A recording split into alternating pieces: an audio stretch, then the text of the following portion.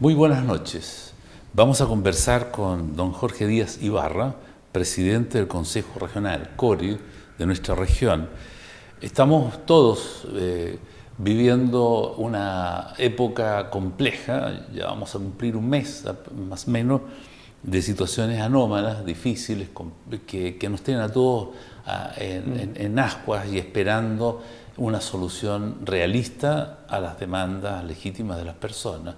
Entonces, hemos invitado al presidente del CORI, que es una autoridad política también en la región, y nos interesa ver qué piensa él de lo que está ocurriendo en nuestra región particularmente, porque lo demás está claro que se centra en Valparaíso y en Santiago, pero nosotros queremos conocer cuáles son las posibilidades de resolver esa situación en nuestra región después de cosas tan violentas como haber quemado, incendiado un supermercado que ha dejado casi 400 trabajadores y trabajadoras sin una fuente laboral, etc.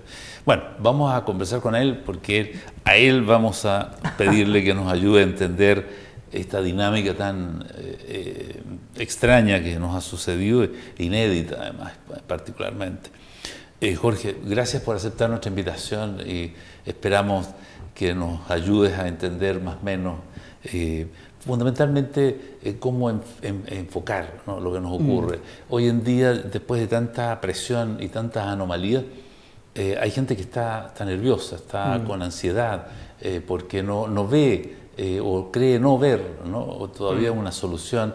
Y los líderes políticos a nivel nacional se jactan de estar negociando hasta el último momento, tratando de sacar un mejor partido de la negociación, ¿no?, privilegiando sus intereses partidistas o incluso personales, ¿verdad?, de liderazgos personales, y eso nos tiene a todos digamos, en una situación más tensa todavía, ¿no? Entonces, la conversación yo te agradezco que la llevemos hacia el lado más positivo, ¿no?, porque para malas noticias es cuestión de ver la prensa, la televisión, y yo creo que la gente necesita de algún modo una orientación positiva sobre una situación, sobre un escenario que es muy complejo. Sí, bueno, lo primero es decir que son días tristes, ¿no?, de mucha pena, de mucha congoja, porque claro está que la muerte de personas, la mutilación de otros seres, de otros tantos seres humanos, y todo lo que ha rodeado esta situación da mucha pena. Yo tengo una opinión bien propia, ¿no? En el sentido de que todos los actos de violencia los condeno, pero absolutamente. Siento que la violencia además utiliza muchas excusas. El partido del Colo-Colo con la Chile, sí, donde hay desmanes, ¿no? Entonces siempre hay distintas excusas que se utilizan para generar violencia y caos, vandalismo. Y claro está que utilizan también la excusa de esta manifestación, que es una reivindicación social bastante válida. Las demandas que se presentan son bastante justas. Sí. Y que, bueno, hay algunos que se quieren quedar con esa mirada de violencia que sin duda da mucha rabia. Pero creo yo que la reivindicación de los derechos sociales que se está solicitando por parte de la ciudadanía, dentro de los que me incluyo, son bastante válidos. O sea, ¿quién no quiere un sistema de previsión social más digno, claro, más solidario, más equitativo, viviendas sociales que también hagan justicia de una forma de vivir de manera más cómoda? Y claro está que muchas de estas demandas no han sido aún respondidas. Por otra parte, es muy difícil porque todos los días resulta que hay más demandas ciudadanas. Sí. Pero es momento en que, tal como lo planteó el gobierno, ¿no?, de que se analice un nuevo texto constitucional, una nueva Carta Magna, que nos pueda entregar nuevas directrices. No es una solución ni una varita mágica que diga, sabes que con esto se soluciona todo. Porque además que va a tomar un cierto tiempo llegar a la redacción final y aprobarla. Claro, y además que una carta fundamental, una nueva constitución implica que se garanticen ciertos derechos, claro, y se declaren otros tantos. Y hay que preocuparse mucho de los derechos que se garantizan, más que de los que se declaran. Sí. La Constitución del 80 es una constitución bastante mezquina respecto de los derechos garantizados. ¿Y por qué digo que es mezquina? Porque, por ejemplo, garantiza el derecho a la salud, pero no es propiamente tal, sino que es un derecho de acceso a la salud. ¿Y quién tiene problemas de acceso? Yo creo que nadie. Entonces, es como muy mezquina lo que entrega. Es derecho a la educación mezquina. Claro, ¿no? Derecho a la educación, pero claro, la educación que se obliga es la educación básica o primaria. Y por lo tanto, eso es muy mezquina en los derechos que garantiza. Sí. Discrepo mucho de la fórmula que ha presentado el gobierno de un Congreso Constituyente. Porque en el derecho comparado existen a lo menos 3 fórmulas que se estudian, ¿no? Que es la Asamblea Constituyente, el Congreso Constituyente y una Convención Constituyente. La primera es donde la comunidad elige a través de asambleas los representantes que van a redactar el texto constitucional. Sí. En la segunda es el Parlamento el que lo hace, que por definición el Congreso, cuando se opta por un Congreso Constituyente, se elimina de inmediato, se suprime el Congreso actual. Y son nuevos actores los que lo hacen. Y es sin plebiscito. Entonces, claro, el gobierno utilizó una fórmula como bien híbrida, ¿no? Para decir que lo hace el actual Congreso y que sí es con plebiscito. Entonces, se aleja un poco de la teoría. Y por último, una convención constituyente que yo me manifiesto un poco más partidaria de esa, donde quien redacta el cuerpo constitucional son miembros de la sociedad civil, pero además cierta parte de parlamentarios, entendiendo que igual son un poder del Estado. Entonces uno no puede alejarse tanto de la institucionalidad. Sí. Que quizás hoy está en crisis no solo esta institucional, sino que cuando uno empieza a mirar el contexto general, iglesias, fuerzas armadas... Casi no hay nadie que se salve, ¿no? Cuesta mucho, pero sin embargo lo que nos ha caracterizado como una república democrática y soberana es precisamente la solidez de lo que nos sustenta, ¿no? Claro. Y siento que uno no puede dejar fuera a quienes, para bien o para mal, redactan las leyes. Entonces, porque además la Constitución es una carta rectora, ¿no? Sí. Donde al estar arriba en el ordenamiento jurídico, entrega directrices. Es la ley de todas las leyes, ¿no? Exacto, claro. Exacto. Entonces, es un momento complejo de decisión y evidentemente que hay demandas nacionales que son bastante justas, pero además desde el Consejo Regional estamos levantando demandas regionales y sobre todo vinculadas a la forma en que hemos priorizado el gasto o la inversión de nuestro presupuesto regional para el próximo año. Y es por eso que cuando asumí la presidencia, y estuve aquí hace un poco más de 2 meses, comentaba con harto ánimo y entusiasmo de que levantamos o logramos incorporar en el reglamento de funcionamiento audiencias públicas. Para un poco ir entregando más participación ciudadana a las decisiones del Consejo Regional, que pasamos harto en terreno. Estamos harto en la calle recorriendo distintas juntas de vecinos, distintas organizaciones. La fiscalización ha sido un sello que hemos puesto, a lo menos en esta gestión del Consejo Regional. Pero vamos ya tenemos un calendario de distintas audiencias públicas que vamos a realizar en las 4 comunas de la región.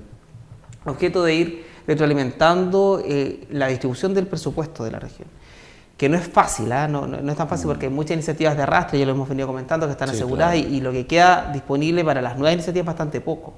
Entonces, claro, ahí hay que empezar a mirar si todas las iniciativas de arrastre es necesario ejecutarlas este año o no. Y en eso vamos a estar, nos vamos a dar una vuelta bastante grande por distintas partes de la ciudad, y hay un llamado a todos los ciudadanos que hoy nos ven a través de este canal Morrovisión, de este noticiero, para que nos acompañen en las audiencias públicas. Nosotros como consejeros regionales vamos a estar ahí atendiendo el requerimiento regional, que es muy necesario porque, claro, ¿quién podría no estar de acuerdo con que el sistema de FP se mejore? Pero eso es una demanda nacional, o sea, claro. En definitiva, desde lo regional no va a tener un impacto distinto a lo que pasa en el resto del país. Pero hay demandas regionales. Perdón, por nuestros parlamentarios que voten en favor de las ideas que nos sirven, ¿no? Claro, pero y por lo mismo, ¿no? Hay demandas regionales que son súper atendibles. O sea, claro. ¿Cómo no preocuparnos del suelo salino? Lo que pasa con un plan de socavones en sectores importantes de la ciudad. ¿Cómo no preocuparnos por la reivindicación de los derechos de agua, de aprovechamiento de agua, que en realidad es un tema muy importante para nuestra región? Y así, ¿no? Cuando uno empieza a analizar demandas regionales, existen, y nosotros estamos muy ciertos de que podemos contribuir desde lo regional para que eso suceda. La brecha que hay en las prestaciones de salud, claro. Son enormes.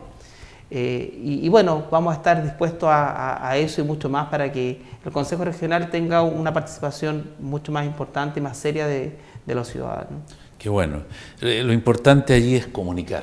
¿no? Claro, porque y tener un cable a tierra, o sea, lo que tú estás describiendo, que están yendo mucho a terreno, a hablar con la gente, les da el feedback para poder entender cómo hacer mejor las cosas, ¿no?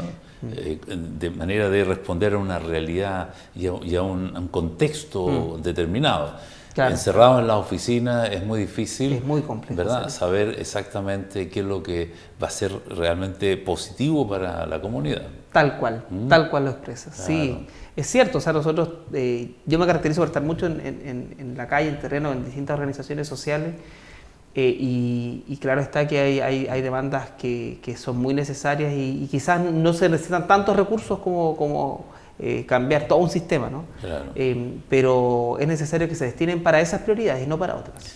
Jorge, estas demandas ciudadanas, si bien es cierto, conllevan la idea de una nueva constitución para generar una república distinta a la que hemos estado viviendo hasta ahora,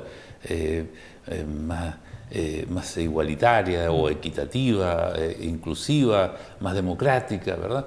Y alejándonos un poco de esta economía tan egoísta que es la que ha imperado desde hace varias décadas, que se olvida de las personas, ¿no?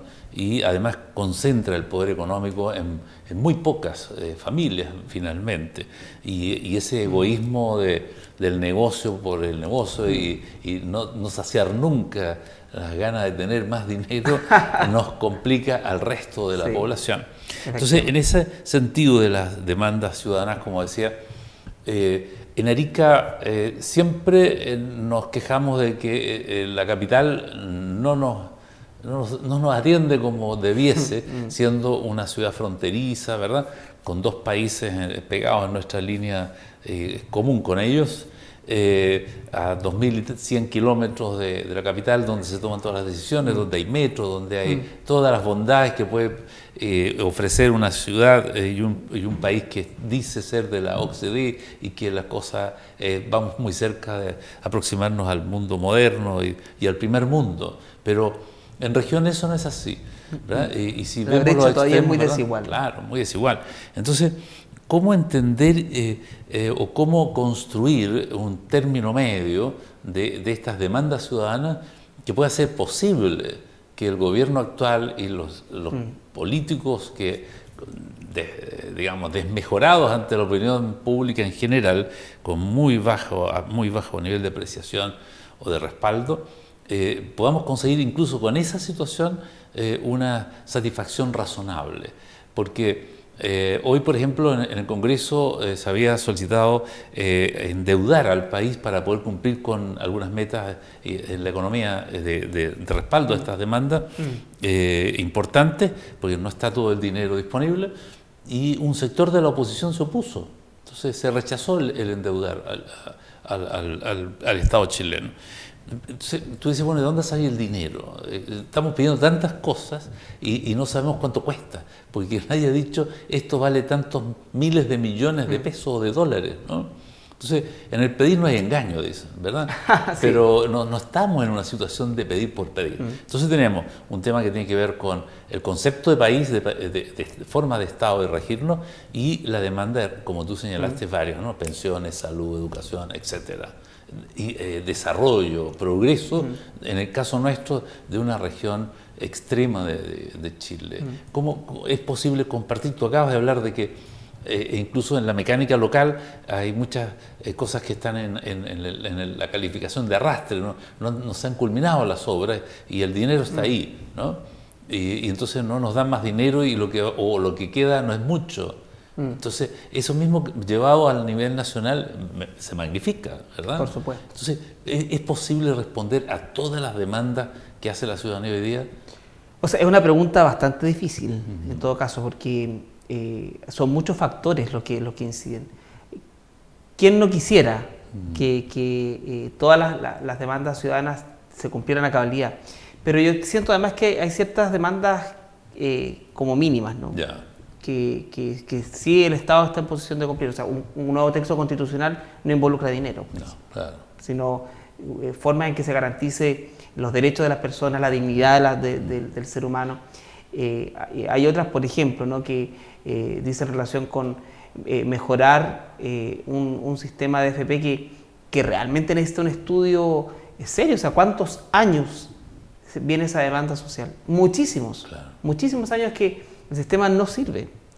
Claro, y hay algunos que dicen, no, es que yo hoy estoy en una posición más privilegiada porque en esta etapa laboral de mi vida, como todavía soy joven, entonces produzco harto, y al producir harto quizás tengo hoy un buen pasar económico. Pero te aseguro que cuando jubiles, eso no va a existir. Hay 1,5 millones, perdón, de chilenos que ya jubilaron, y si no un poco más, que están recibiendo pensiones poco dignas. Que no alcanzan para sobrevivir. Y el problema allí se genera una forma esta de caída en secuencial, ¿no? Empuja acá y empiezan a caer varios. Lo digo en el sentido de que el abuelo se jubiló, está recibiendo 280.000 pesos, cuando mucho 300, ¿no? Hay gente que está recibiendo 120, 90, en fin, incluso por debajo de la pensión solidaria.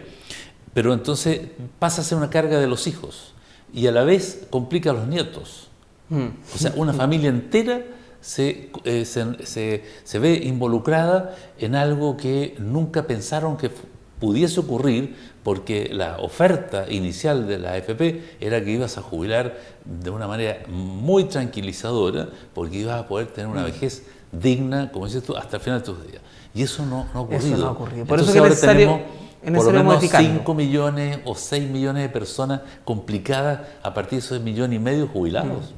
Por eso es que es necesaria una revisión bien realista además, porque dimensionar lo que costaría el Estado es complejo. O sea, claro está que los recursos siempre son limitados y las necesidades siempre son múltiples, pero llegó el momento de priorizar. Es decir, ¿qué es más importante para todos nosotros? Todos somos parte de la ciudadanía, todos somos parte de la sociedad. ¿Qué es más importante para nosotros? ¿Qué valores van a estar o qué derechos van a estar garantizados primero que otros? No sé, vamos a priorizar la salud versus el transporte, vamos a priorizar la vivienda versus la agricultura. O sea, tenemos que empezar a distinguir qué valores son superiores y que debamos garantizar siempre. Entonces, yo creo que hoy este es el momento clave como para estudiar eso, analizarlo y resolverlo, porque en realidad se necesitan medidas mucho más drásticas que impliquen una respuesta asertiva a las demandas y reivindicación de los derechos sociales, porque yo creo que además son muy justas. O sea, nada es descabellado. Son legítimas además. Absolutamente, absolutamente. Entonces, claro está que es el espacio que se da para eso, es un momento histórico para el país, porque vamos a tener como ciudadanía esa oportunidad, con mucho que lamentar. Pero con mucho que da pena.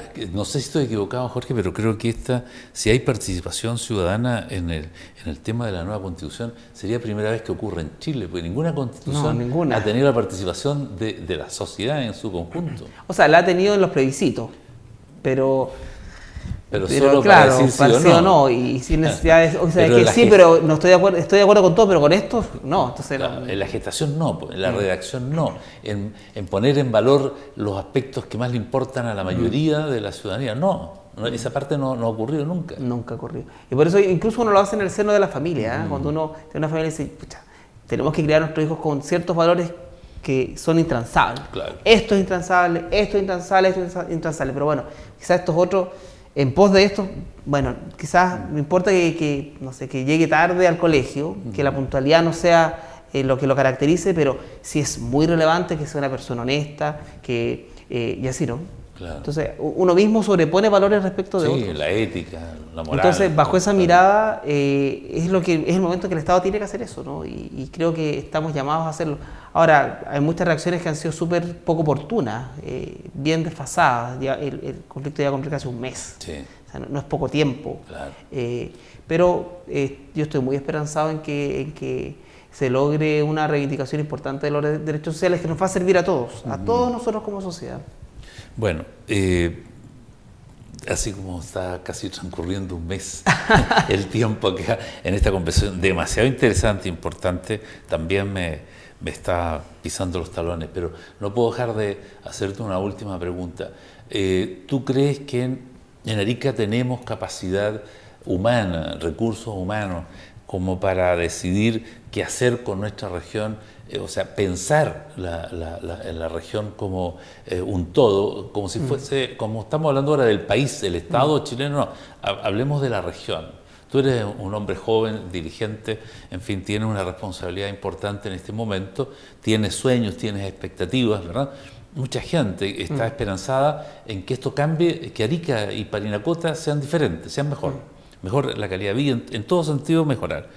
¿Tú crees que estamos en condiciones nosotros de asumirnos esa responsabilidad? ¿Tenemos recursos humanos? ¿Sabes qué? Yo creo que sí. ¿Sí? Que sí. Pues es una pregunta que nos hacemos todos de repente, ¿no? Sí, yo creo que sí, de sobra. Ya. ¿Y por qué lo digo con tanto énfasis y con tanto entusiasmo? Porque creo que hoy los ciudadanos somos mucho más inteligentes. Mucho más inteligentes. Y mejor informados también. Y claro, de repente cuando uno entiende que el ciudadano se informa, que el ciudadano sabe lo que está haciendo, que si se moviliza es por algo, uno entiende que ese ciudadano que quizás tenía miedo de expresar lo que sentía, lo que pensaba, o ese ciudadano que en algún momento optaba por otra situación, o lo callaba, o no lo decía con ímpetu, ya no está. Ahora siento que los ciudadanos somos mucho más inteligentes, mucho más empoderados de lo que necesitamos, de lo que queremos, de lo que estamos dispuestos a transar. Y lo que demandamos y lo que exigimos. Entonces, creo que sí, esa capacidad creo que está instalada. Siento que incluso todos los porcentajes de alfabetización que ha tenido el país un poco han presionado eso, ¿no?